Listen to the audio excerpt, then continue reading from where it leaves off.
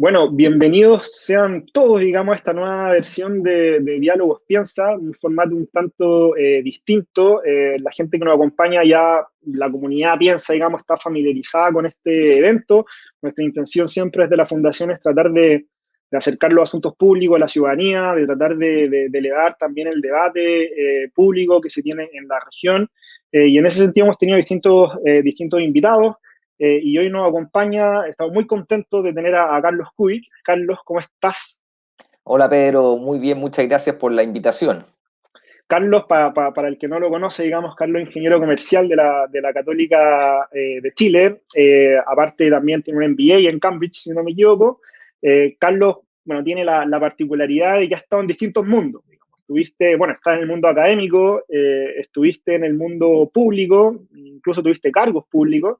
Y ahora estás como gerente del Libero, que para quienes no lo conocen, el Libero es un medio de comunicación que partió siendo digital, ya vamos a hablar un poco de eso, y que hoy tiene la verdad es que una penetración gigante y mucho impacto también en las discusiones públicas. Así que un poco la idea es hablar sobre eso, sobre esta pandemia que estamos viviendo y el rol también que pudiesen tener los medios de comunicación y también aprovechar los conocimientos que tú tienes, Carlos, sobre esta industria. Y obviamente, quizás también, si nos da el tiempo, vamos a aprovechar los conocimientos que tienes del mundo público y ver tu mirada un poco de las cosas que se están haciendo a nivel local y a nivel nacional, ¿cierto? Así que eso, también esto se va a transmitir en directo, digamos, por las redes de la Fundación. Así que también cualquier duda que tengan después con Carlos podemos irlas tratando de resolver. Eh, Carlos, la primera pregunta para ir de lleno, digamos, al tema. En este contexto de pandemia, estamos en nuestras casas, acá en oficinas, digamos, home office, ¿cierto? ¿Cómo afecta esto en general a la industria de los medios? ¿Cómo lo están viviendo desde el Libero en particular? Sí, mira, yo te diría que esto es para la industria de los medios. La industria de los medios ha cambiado mucho en los últimos 10, 20 años. O sea, el modelo, los medios de comunicación venían con un modelo que era un modelo que duró decenas y decenas de años desde que se inventó la imprenta, básicamente, y que era básicamente que los medios a través del trabajo periodístico construían una gran audiencia, y después ellos, como medios de comunicación, intermediaban, como dice su nombre, entre la noticia y la audiencia, y también entre los avisadores y las audiencias. Y ese fue el modelo de negocio que funcionó y funcionó muy bien durante mucho tiempo. Entonces, los medios se enfocaban en construir audiencia, grande audiencia, que después se la ofrecían a las marcas, y las marcas, para poder acceder a esas audiencias, avisaban en los medios. Y por eso es que los medios se preocupaban mucho de ampliar la audiencia mucho más. Entonces, de alguna forma, subsidiaban la adquisición de audiencia. Entonces, por eso el ejemplo más básico es que es tan barato suscribirse al Mercurio de papel, o era tan barato suscribirse al Mercurio de papel o a la Tercera de papel, porque con eso tú ni siquiera pagas los costos de distribución. Si por 500 pesos no le pagáis no pagáis el papel más la distribución. Pero lo que tú lograbas es que con eso creas la audiencia. Entonces, pues, a través del avisaje es que se hacía el modelo de negocio. Entonces, con el avisaje, de alguna forma subsidiaban el tener esta audiencia, y eso empezó a cambiar al principio de este siglo, básicamente con varios fenómenos que se fueron acumulando uno sobre otro. Primero Internet, después las redes sociales y los smartphones. Y eso, ¿qué es lo que hizo? Lo que hizo el cambio de paradigma fue que las marcas ya no necesitaban de los medios para llegar a las audiencias. Se le podían saltar el medio. Entonces la marca decía, bueno, pero aquí voy a auspiciar en un medio de comunicación si puedo llegar directo a esa persona a través de otras herramientas como las redes sociales o internet, que son más eficientes, qué sé yo, lo cual le produjo un problema, y ahí empezó a cambiar el modelo de negocio de los medios en la industria completa. Esto en Estados Unidos, en Europa, ha cambiado radicalmente. O sea, han cerrado medios que era imposible Emblemático. pensar que eran real. instituciones han debido cerrar porque cambió el modelo de negocio, básicamente. Y ahí hubo como dos caminos. La primera, como intuición de los medios, fue, bueno, esto nos cambiamos al digital, pero mantengamos el modelo que tenemos en el papel, pero en digital. Entonces, ahí viene todo esto que todavía hay medios que lo mantienen y que en el fondo lo que dicen es, yo voy a seguir tratando de tener grande audiencia, ya no en lo analógico, sino que en lo digital. Entonces yo trato de construir una gran audiencia en el mundo digital y después veo cómo monetizo eso. Sí. Y eso se monetiza normalmente a través de avisaje en que te pagan por clic o por impresión, por lo que sea. Y eso ha sido un modelo, ahora es un modelo que tiene muchos problemas, tiene mucho riesgo, porque te obliga como medio a buscar aquellas noticias que creen más audiencia y que no necesariamente tienen que ver o con tu línea editorial o con lo que tú quieres proponerle a tu comunidad como medio de comunicación, sino que es netamente un tema de generar recursos, porque y como los recursos están asociados al número de impresiones, el número de clics, yo tengo que generar noticias que me lleven mucho número de clics, y el problema es que hay una disociación entre cuáles son esas noticias y cuál es el fin o la misión del medio per se. Y ese camino, a algunos le ha dado resultado, a otros no tanto. Entonces empezó a otro camino, que es el camino que se ha consolidado, sobre todo en Estados Unidos, en Europa, en los países más desarrollados, que es decir, bueno, acá tiene que cambiar. Y este paradigma que nosotros básicamente vivíamos de los avisadores para subsidiar a nuestras audiencias, tiene que cambiar, porque ya los avisadores sabemos que están funcionando, tienen otro mindset, y nosotros Otros tenemos que canales empezar a también, vivir. digamos. Claro, nosotros tenemos que empezar a vivir de nuestra audiencia, de nuestros suscriptores. Y eso es lo que ha ido cambiando. Y ahí también, dentro de ese camino, hay dos modelos más, que uno es el modelo como clásico de suscripción, que están todos estos muros de pago, qué sé yo, y el otro es el modelo más bien de membresía, que es más bien, ahí después podemos entrar a ver cada uno en detalle. Y veníamos con esto, ese era el previo, o sea, hace un año, esta era la dinámica, este era el mundo que estaban viviendo los medios de comunicación. O sea, un cambio en la industria que se venía generando hace varios años, si uno lo lleva al medio local, los medios de comunicación en general, los canales de televisión, la prensa escrita, si tú ves los grandes medios, venían haciendo despidos hace mucho tiempo, reduciendo el personal porque estaban con estos problemas. Y en eso nos pilla primero el 18 de octubre del año pasado y después ahora el coronavirus. Que yo Oye, creo que lo Carlos, que... sí, antes de, digamos, entrar de lleno en lo que puede ser el estallido social y el coronavirus, ustedes como medio, como Libero, se estaban enmarcando más en esta segunda opción, me imagino, ¿no? Claro, nosotros, igual que nosotros somos bien contemporáneos con la Fundación Piensa. Nosotros comenzamos a operar el 2014. Nosotros, el director Eduardo Sepúlveda, y antes de partir con el medio, yo con Eduardo fuimos a Estados Unidos a un poco investigar estas mismas cosas que estamos hablando. Nos juntamos con los principales directores y gerentes de medios allá, medios digitales, y allá esto ya ya había pasado, o sea, ya estaba en pleno desarrollo. Lo que en Chile Sí. todavía estaba empezando, allá ya estaba en pleno desarrollo. Entonces nosotros nunca, o sea, siempre supimos que el avisaje no podía ser la piedra angular para financiar el medio. Y desde muy temprano, de hecho, tú cuando hablabas con la gente allá, ellos te decían, mira, nadie tiene muy claro cuál es la bala de plata para resolver este problema, que es un tema tanto, muy complicado, muy complejo.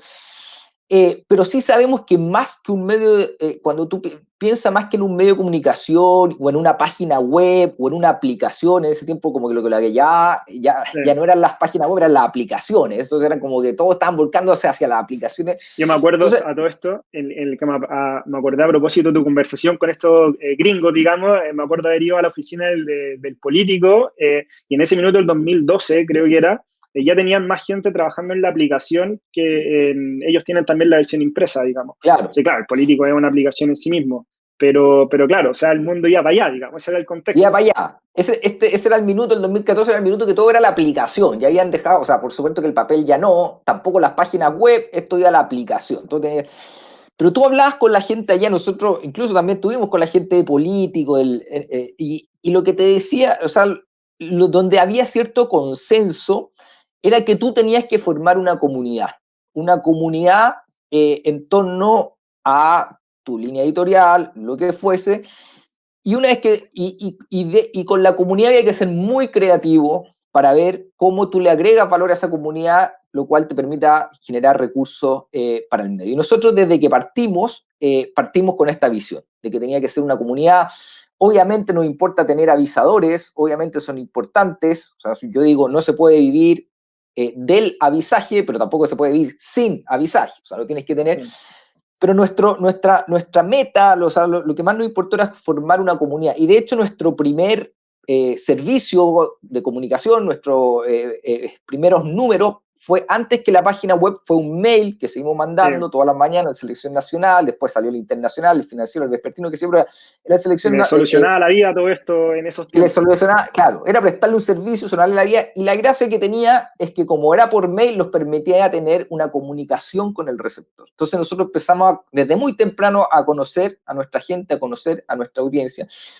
Y ahí hemos ido dando distintos pasos, esto partimos del 2014 y el 2017 nosotros habíamos venido probando modelos de suscripciones, de distintas cosas, pero el 2017 ya formalizamos esto en algo más estructurado, que es lo que nosotros denominamos la red Libero, que son personas y empresas que están suscritas a la red Libero por un monto que es como una suerte de membresía. Nosotros lo que tratamos de hacer es que todo nuestro contenido periodístico esté abierto a la gente. Tú te metes a libero.cl, no hay que poner ni una contraseña, nada, está todo abierto, los mails informativos tú los puedes recibir. Y sobre eso lo que agregamos es una membresía para personas que quieren estar más cerca de nosotros, a los que en tiempos normales lo invitamos a eventos físicos, hoy día lo invitamos a eventos virtuales, tratamos de estar muy cerca de ellos. Ahora desarrollamos, así, justo junto con la pandemia, desarrollamos un podcast que le mandamos vía WhatsApp a todos los miembros de la red Libero. Pero esto lo que nos ha permitido es que hoy día la principal fuente de financiamiento del Libero es la red Libero. Y sobre eso hemos ido construyendo otros servicios. O sea, nosotros hasta el año pasado teníamos un área que era también muy potente, que era, hacíamos viajes. Entonces nosotros denominábamos esto el periodismo en vivo. En estos eventos que hacemos periodismo en vivo, eso es lo que hacemos. Y en algún minuto dijimos, nos inspiramos en el LA Times, un medio de California, y dijimos, bueno, no solamente hagamos periodismo en Santiago, sino que también llevemos a la gente a ver las noticias a otras partes del mundo. Y vamos con expertos en la materia. Entonces, fuimos con Darío Paya, que había sido embajador En la OEA. ante la OEA. Fuimos a ver las elecciones de medio periodo a Estados Unidos en Washington. Fuimos con Gerardo Varela, que debe ser uno de los tipos que más sabe sobre Churchill y la política británica. Fuimos el año pasado a ver todo el proceso del Brexit en Estados Unidos. Y así hemos ido haciendo viajes, que es como lo que nosotros decimos periodismo en vivo, llevar a la gente la noticia. Hacíamos eventos presenciales, ahora estamos cambiando a eventos virtuales. Y así es como nosotros tenemos muy diversificado las distintas fuentes de ingreso para que nos ha permitido de alguna forma, o sea, nadie está inmune a lo que está pasando con la pandemia, pero por lo menos que sea más atenuado, porque para los medios que dependen principalmente o en una gran medida de la publicidad, esto ha sido el 18 de octubre más el coronavirus, ha sido terrible porque las marcas han disminuido su avisaje publicitario, que es una de las primeras cosas que se frena. Entonces, si tú dependes, estás muy apalancado en eso, es terrible lo que está pasando. Entonces, a lo que iba yo en un comienzo es que cómo pilla a la industria de los medios el coronavirus. Bueno, lo pilla con un cambio en la industria que se venía viviendo hace al menos 10 años y que se aceleró notablemente a partir del 18 de octubre del año pasado y ahora con el coronavirus. Y esto, porque ustedes, a ver, entran a este mundo, a esta industria, que ya estaba en crisis, digamos. O sea, en ese minuto, en el 2013, 2014, ya se estaba hablando, como tú decías, todos estos medios que estaban cerrando, la obligación de innovar, ¿cierto? Estaban algunos ya prácticamente sentenciados a muerte. Entonces entran en esta industria que ya estaba en crisis. Ahora les toca, digamos, otra crisis, pero ustedes entran con un rollo absolutamente distinto, ya desde la innovación misma, digamos, en ese inicio. Y te lo pregunto porque, a ver, ustedes en general se han caracterizado este último tiempo por tratar de apuntar también a la multiplataforma, digamos, que básicamente quizá es una de las tendencias de cualquier medio en la actualidad. O sea, un medio no sobrevive por el papel en sí mismo, ni siquiera por la página web. Ustedes tienen hasta programas de radio ahora. Entonces, en ese contexto, ¿puede ser esta crisis, digamos, una oportunidad? Algunos lo han planteado así, en carta del director, de quizás esta podría ser una oportunidad para los medios para tratar de derechamente transformarse. Sí, debiese ser una oportunidad. Claro, esto nosotros, para nosotros siempre el medio con el cual nosotros llegamos a nuestra comunidad siempre siempre ha sido eso, un medio. O sea, y nosotros somos bastante, no tenemos ninguna preconcepción respecto a que haya algo en específico. O sea, nosotros como el mail es muy importante para nosotros, como te decía, ahora estamos probando con WhatsApp. Obviamente la página web, tenemos una aplicación, tenemos un programa de radio, tuvimos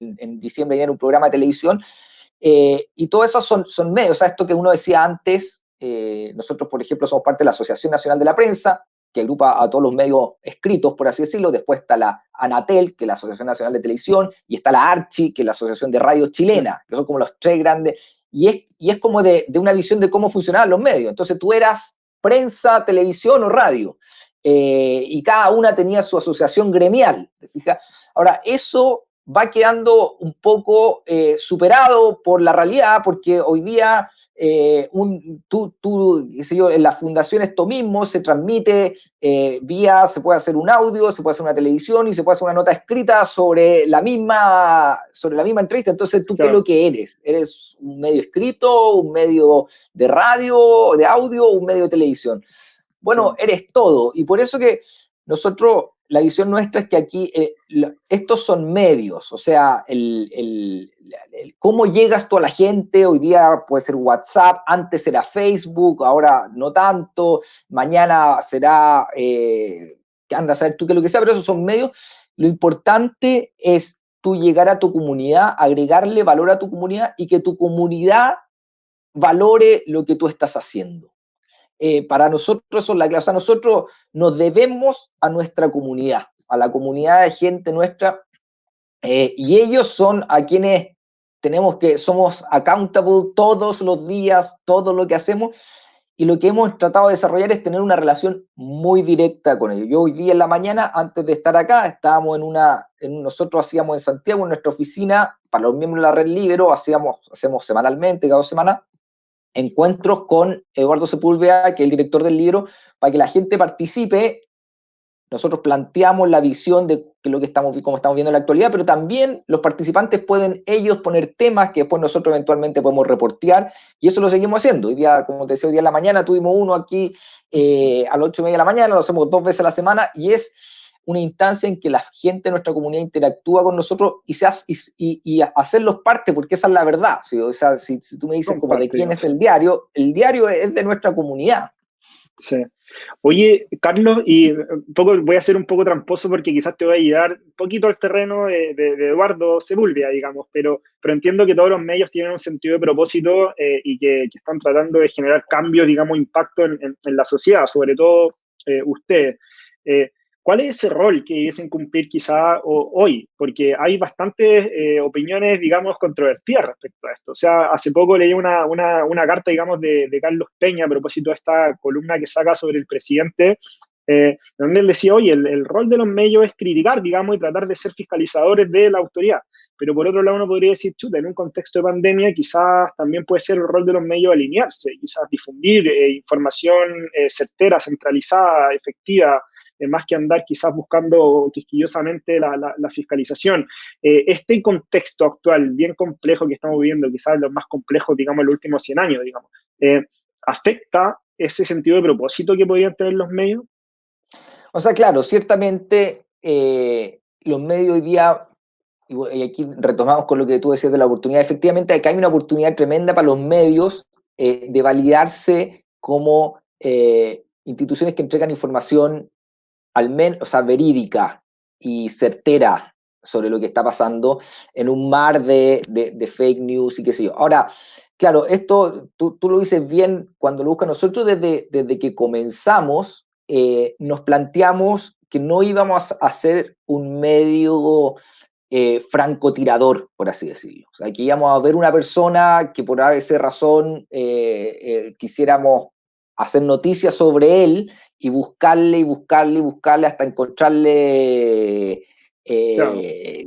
porque hasta sacarle cualquier cosa para destruirlo en la vida, en el debate público. Que a todo esto es donde tienden a caer los medios que andan buscando clic nomás, que esa es su fuente, digamos, de ingreso. Claro, hay varias. Una es esa, destruir imagen públicamente, la imagen de algunas personas, porque eso como que tiene mucho morbo, vende mucho. Lo otro, claro, y lo otro son cosas a mí, por ejemplo, me llama la atención medios como CNN. Entonces uno ve la diferencia entre lo que es el canal, más allá de la diferencia que uno puede tener en cuanto a línea editorial que tiene el canal, pero tú lo que ves con el canal respecto a lo que ves con el medio online.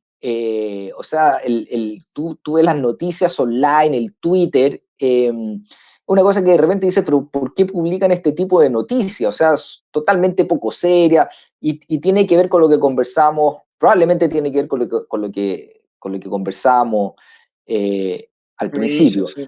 Sí, pero efectivamente hoy día y yo estoy convencido de que en tiempos de crisis, o sea, lo que hagamos los medios en esto, y esto corre yo creo que no solo para los medios, sino que para las marcas en general, lo que hagamos en estos 3 meses de crisis van a ser lo que va a marcar nuestra reputación en los próximos años.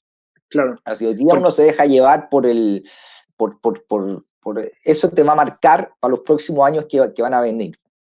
Oye, quizás, Carlos, también aquí aprovechando un poco tu faceta de político, porque hubo un claro contraste entre lo que fue el estallido social y lo que es ahora la pandemia. De hecho, en el estallido social, acá espero no carrilearme, digamos, pero uno veía ciertos indicadores y decía, chuta, los medios que son quizás menos serios, los medios más panfleteros, por decirlo de alguna forma, agarraban mucho más confianza en la gente. Surgen medios chiquitos, digamos, que eran muy sesgados y que, claro, con algunas noticias falsas o con de repente tirándole, digamos, cualquier noticia, digamos, que buscara estos clics que estábamos hablando, lograban tener harto impacto. Pero hoy en día la torta como que se ha dado vuelta, digamos. O sea, los medios que están ganando más confianza son precisamente los serios, en el contexto de la pandemia.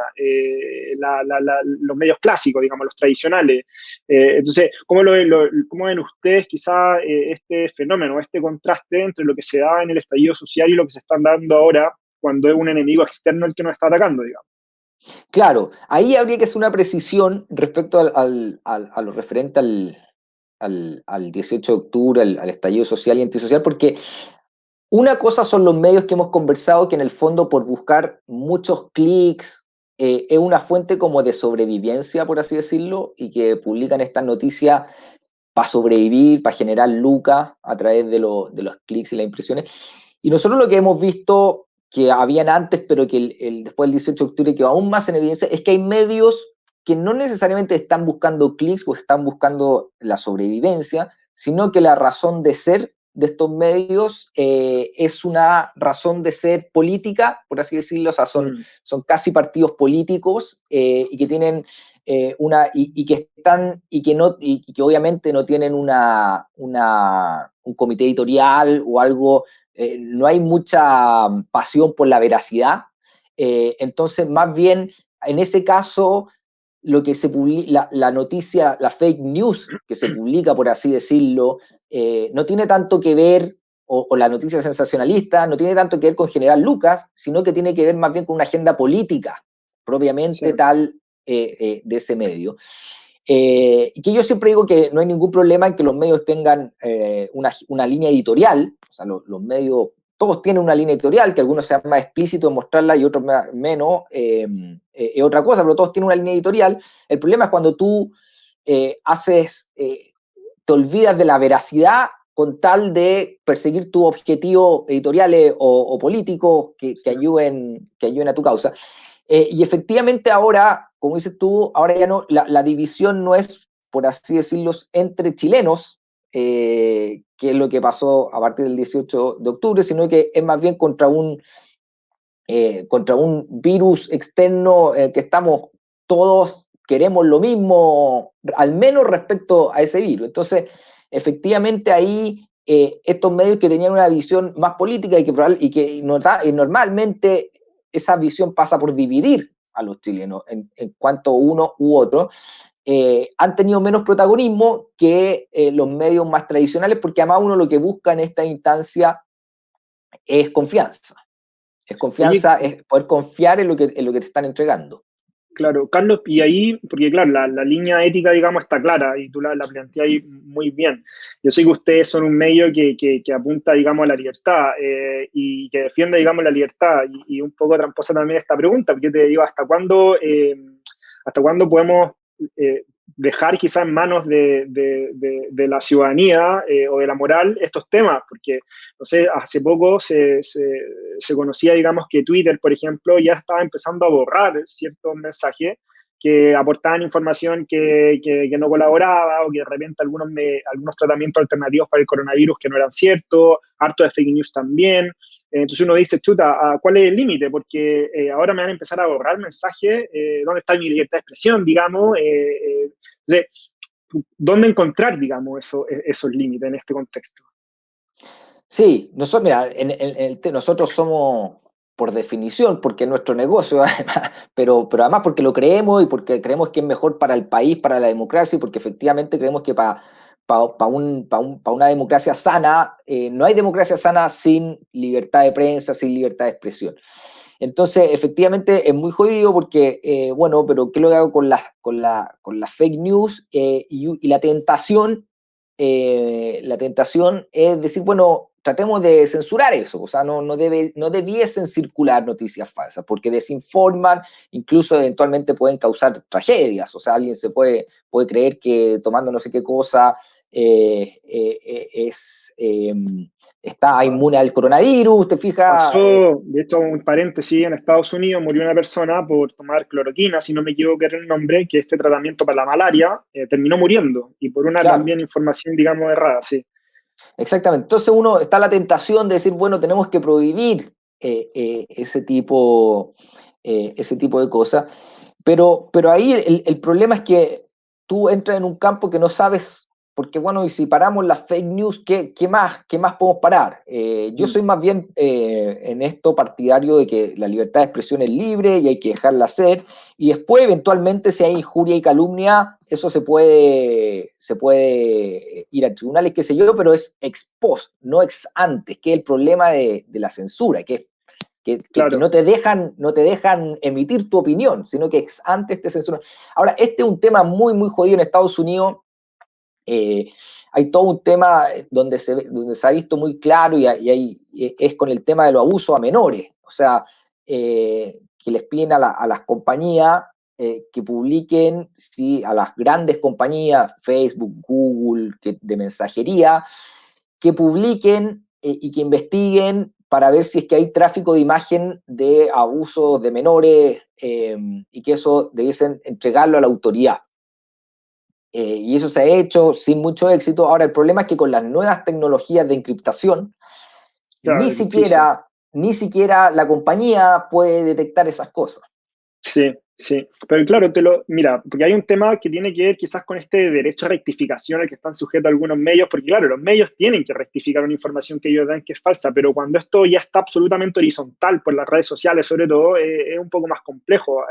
Justo ahora también, tratando de preparar esta revista, estaba viendo un tuit, digamos, de hace bastante tiempo, de Beatriz Sánchez, que surge ahora por este tema de las fake news a propósito de las torturas que se estarían haciendo en ese minuto en la estación Baqueano. Es un tweet que sigue ahí y que sigue con Sí, millones de retweets.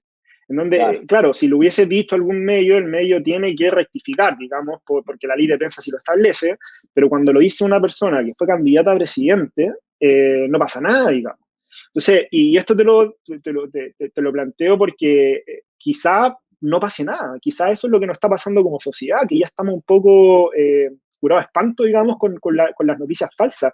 Ayer hablaba con un amigo que está yendo en Estados Unidos y me decía lo mismo del presidente, digamos. O sea, si acá hay declaraciones del presidente en donde ya no pasa nada si miente.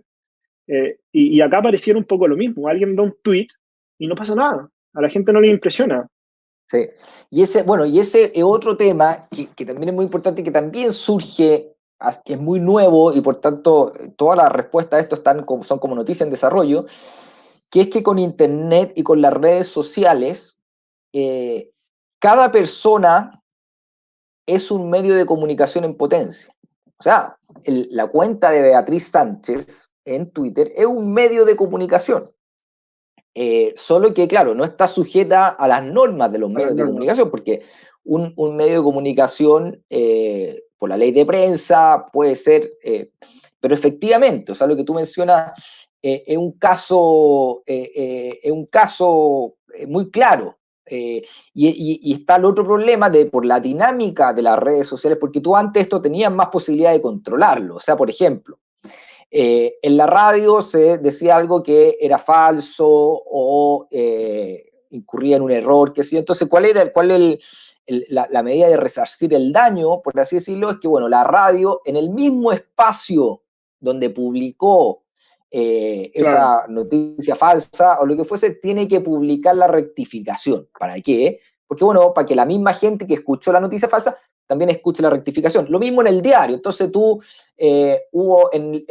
pensemos en el Mercurio, usted en la página C3, arriba a la derecha, puso una cuestión falsa, entonces, bueno, la próxima edición, usted en la misma lugar, la página C3, tiene que rectificar, cosa que la gente que lee la página C3 sepa que hubo una rectificación. El problema es que con las redes sociales eso dejó de ser posible. sí, Porque y esto pasa mucho, ¿eh? Esto es lo típico de alguien que entonces saca un tweet, por decir algo, de una noticia falsa, el tweet tiene 1000 retweets, sí, entonces tú después sacas un tweet, sorry, me equivoqué, sí, 0 correcto. retweets. Entonces, la noticia falsa la lee 1 millón de personas y la rectificación no la lee nadie.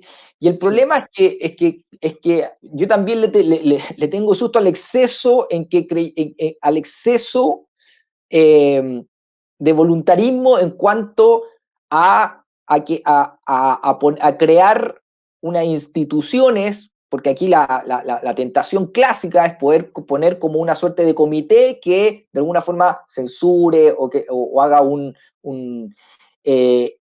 pero después, ¿quién decide cuál es el comité? ¿Qué es lo que le pasa, por ejemplo, el problema que está teniendo Facebook? Facebook sí, creó y contrató a miles de personas que se supone que están mirando las redes sociales para censurar mensajes que inciten al odio, que sean falsos, después de lo que pasó en la campaña presidencial pasada.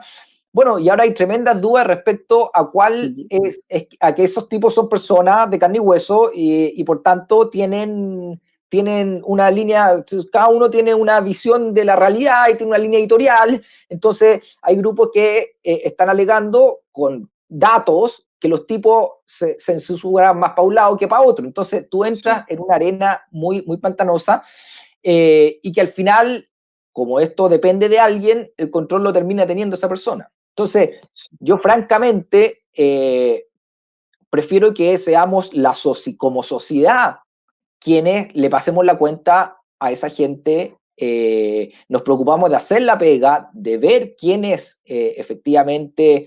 Nosotros, de hecho, en el libro llevamos hoy día una nota al respecto de quién es, por esa noticia, lo que se dijo en su minuto respecto a esa noticia sobre la supuesta estación de tortura en el metro Baqueano, qué es lo que dijo cada uno, porque nosotros eso es lo que creemos. O sea, nosotros como sociedad tenemos que prender la luz y que no salga gratis, o sea, que no salga, pero sí. hacerlo como De, sociedad y que la sociedad les pase la cuenta a esas personas. de hecho, precisamente eso te quería preguntar, a ver si Eduardo me ayuda con la pantalla a compartir, digamos, una noticia, porque un ejemplo de crear institucionalidad, digamos, podría ser este.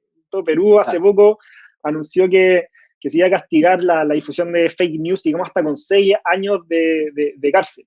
Y uno dice, chuta, es como bastante impactante y claro, podría ser que claro, cuando alguien habla en términos políticos, post-estallido social, sobre algunas fake news, quizá el impacto sigue siendo muy lejano. Incluso cuando las fake news se habla sobre candidaturas presidenciales o impactan algunos resultados electorales, a la gente le suena muy lejano. Yo creo que quizá en términos personales lo que ha provocado esta pandemia es que uno ve el efecto de las fake news mucho más cercana. De hecho, quería poner un ejemplo que a ver si es que se alcanza a ver, digamos, pero cierto, una noticia del The Guardian.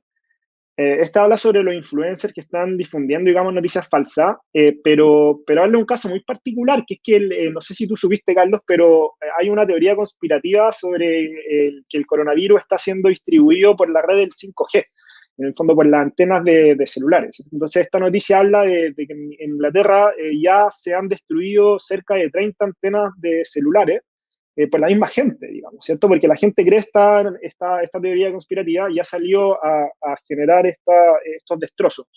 ¿Por qué? Porque en parte también hay ciertos actores que han distribuido. Entonces, claro, acá un poco la pregunta es un poco a lo que tú decías. La Lore, que es nuestra directora de comunicaciones, me decía, oye, a este diálogo tenemos que ponerle los medios de comunicación versus las fake news, porque de verdad son como ellos, como sociedad viva, digamos, los que están asumiendo esta pelea. ¿Es tan así? ¿Ustedes lo ven así en el libro? ¿Ven que tienen un rol particular? O sea, nosotros efectivamente sentimos una responsabilidad muy grande en tanto en esta comunidad que hemos ido construyendo, la gente que lee el libro entiende que lo que sale ahí es verídico y es veraz. Y eso es una responsabilidad más que otra cosa. Ahora, eso, como te decía antes, es una cosa que se gana con el tiempo. Esta cosa de poner penas de cárcel por una fake news es muy complicado porque después, ¿quién decide qué es una fake news? Porque Hechos claro, alternativos, como diría. o hechos alternativos, no, porque uno parte con el caso obvio, o sea, partimos con el 5G, ¿te fijas? Sí. Y bueno, sí, es bastante, ya, listo, fake, es falso. Pero después uno de a poco empieza a entrar en cosas que son Pantanosas, digamos. pantanosas, te fijas que son gritos ahí ya.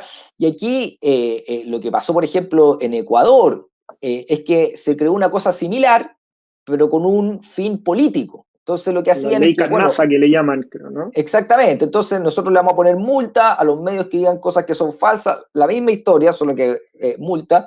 Y después, bueno, hay un comité, ese comité, bueno, alguien lo tiene que nominar, tiene que vender de alguien, entonces normalmente eso es del gobierno, del Ministerio de Cultura, qué sé yo, y al final ese comité se transforma en el gran censor, porque Sí. cualquier cosa que te digan te pueden te pone, y lo que fueron haciendo fue que fueron llenando de multas y cerrando a los diarios opositores. Sí. Entonces, yo siempre le tengo mucho susto a cuando por un noble objetivo creamos herramientas que termina siendo peor el remedio que la enfermedad. Al final el tema es muy cultural también, o sea, y de hecho, claro, es cierto que hay un estudio de Reuters de Oxford que dice que más del 60% de estas noticias falsas son distribuidas por políticos y por celebridades, pero también es cierto que muchas de estas noticias falsas son distribuidas por la familia, digamos, y que son al final los interlocutores más cercanos a Claro, uno, o sea, si mi papá me está diciendo X, yo le creo a mi papá. claro, Entonces ahí hay exactamente. Y por un eso tema. yo hago un llamado que esta misma responsabilidad que uno tiene, que en el libro tenemos, también la tenemos todos nosotros. Porque todos nosotros, o sea, pensemos solamente en el WhatsApp, o sea, todos nosotros somos un pequeño medio de comunicación con nuestros pares, con nuestra gente que nos conoce y que por tanto nos cree. Entonces nosotros cuando mandamos algo, y por eso hay que tener mucho cuidado, y yo llamo aquí a concientizar que cuando nosotros mandamos algo, tengamos cierta certeza, yo sé que es imposible chequearlo todo, pero cierta certeza de que lo que estamos mandando tiene asidero.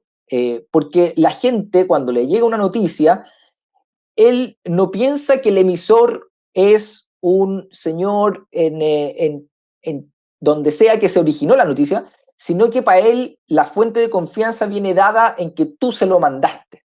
Entonces, uno al mandar es como que le pone un timbre de validación a la noticia.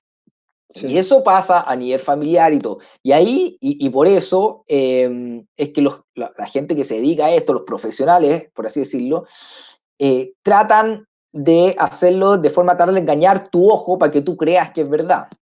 sí. Para que Oye, tú lo... Carlos, Dale más. sí, no, es que porque un poco también al final ustedes están asumiendo un rol respecto a estas noticias, un rol que también podría asumir, digamos, el gobierno y que al parecer lo ha estado asumiendo, de tratar de iluminar estos espacios pantanosos respecto a la información de las fake news.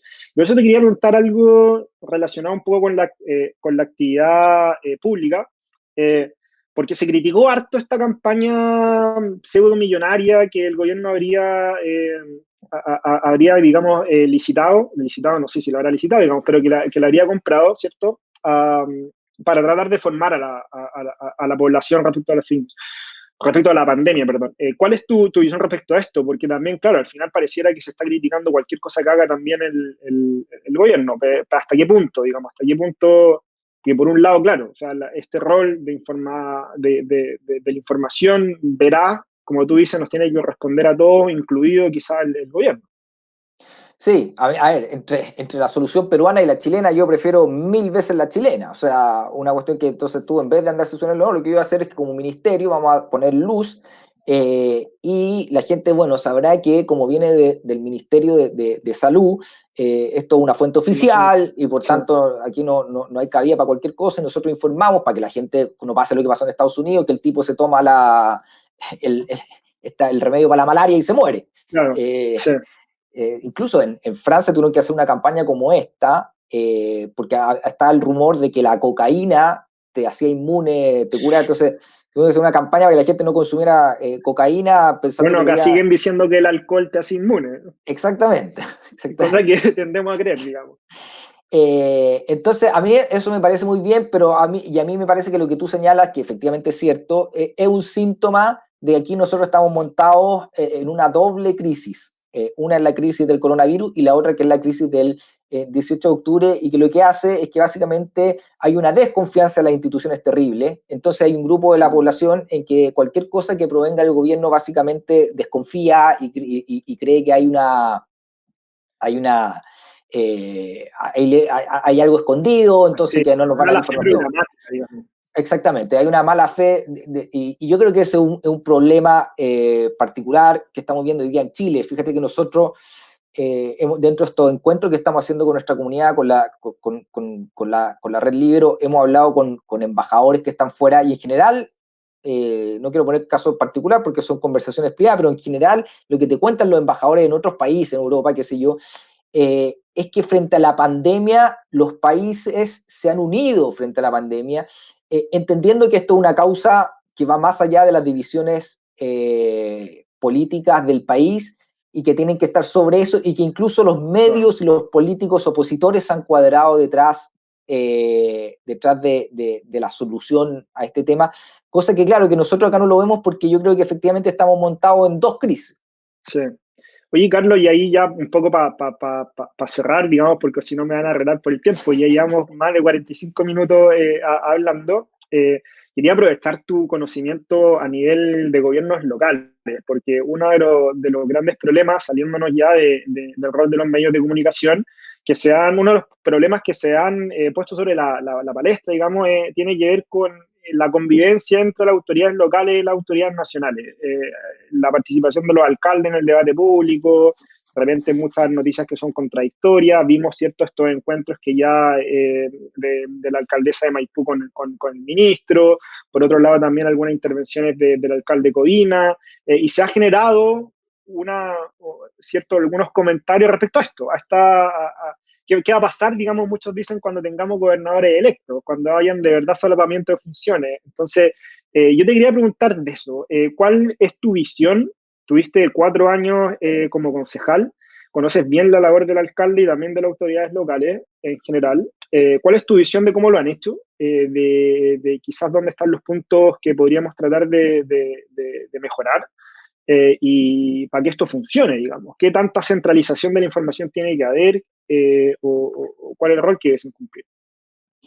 Sí, mira, yo Claro, yo creo que el conocimiento local del territorio no lo tiene nadie mejor que la autoridad local y no hay forma de que la autoridad nacional tenga ese conocimiento sobre lo que está pasando en el terreno local y por eso me parece que es muy bueno que los alcaldes estén representados y estén participando a través de esta mesa social, porque esa es una realidad que es imposible que la autoridad nacional llegue a tener porque la información es demasiado, está demasiado en el territorio, demasiado chica al final, entonces eso no lo conoce nadie como las autoridades locales, o sea, los concejales, los alcaldes, conocen su comuna como no la conoce nadie.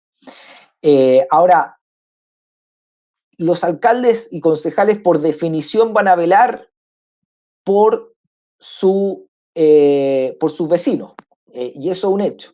Ahora, y para ponerlo como bien en simple, pero la autoridad nacional tiene que velar por el gobierno completo. O sea, o sea, obviamente a los alcaldes, a cada alcalde en particular, le gustaría que su consultorio, que su hospital tenga reservas ilimitadas de respiradores. Estoy llevando como un caso Claro. extremo.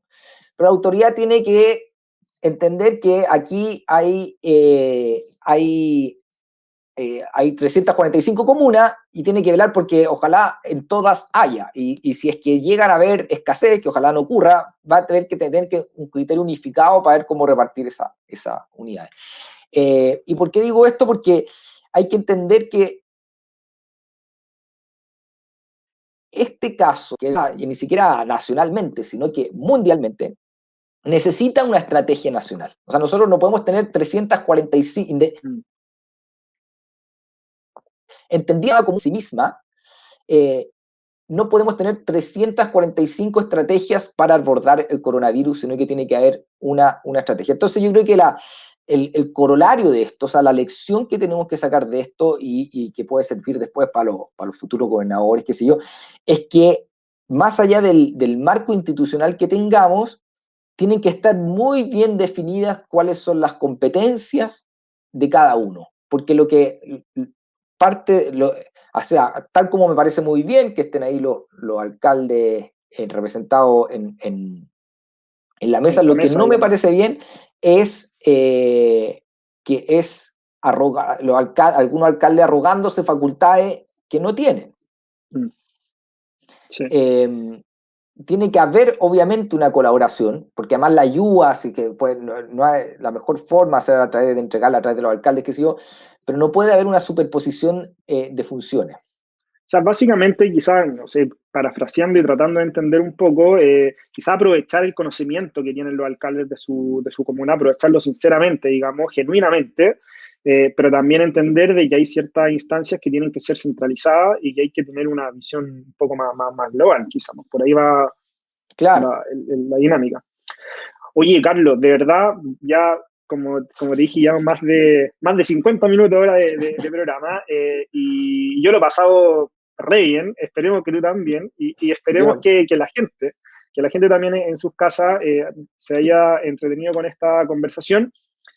Como hablamos, la pandemia tiene un montón de aristas, un montón de aspectos que hay que tratar de ir conversando. Uno de ellos tiene que ver con los medios de comunicación, con el rol de los medios de comunicación y sobre todo con esta difusión de noticias falsas o de mala información o desinformación. Y no encontramos o sea, encontramos, digamos, que lo óptimo era conversar contigo, que has estado en distintos mundos, que ahora llevas, ¿cierto?, este medio, el Libero, y la verdad es que estamos muy agradecidos por eso. Esperamos tenerte nuevamente en algún otro diálogo, piensa. Y nada, invitar también a la gente a que nos siga haciendo en esta nueva actividad, un poco con un formato distinto. Y esperemos, como dije, que lo hayan pasado muy bien. Así que hasta luego, Carlos, muchas gracias. muchas gracias a ustedes por la invitación y como decías tú, lo más importante es que la gente que lo vea se entretenga. Yo también lo Sí, pasé muy bien, pero ojalá que la gente que lo vea se entretenga. qué bueno eso. Mando entonces un saludo a toda la gente de Valparaíso también y a la gente de Chile al final que nos puede estar viendo en las plataformas de la Fundación Piensa. Así que muchas gracias a todos. Hasta luego. Chao, chao.